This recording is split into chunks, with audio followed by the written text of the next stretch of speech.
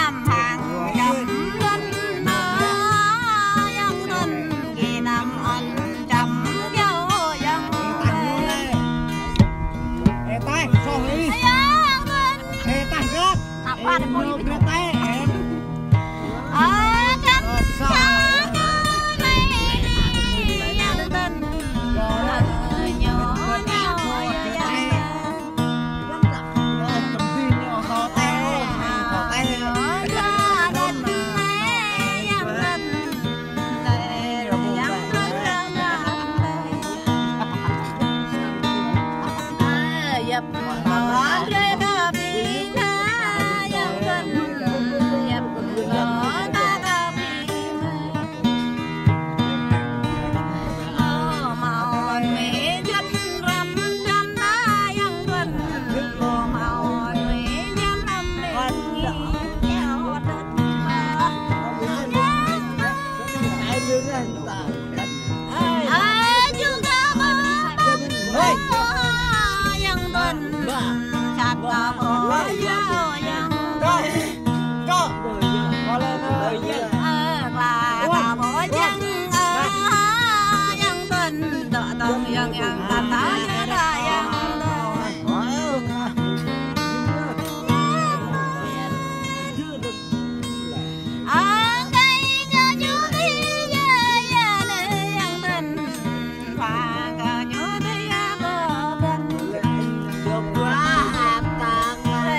cần cờ nhỏ tới mình tới dân tình vậy cờ cờ nhú nhâm dạ cành xả cao này thế đừng tình mày họ đầy dầm tình răng à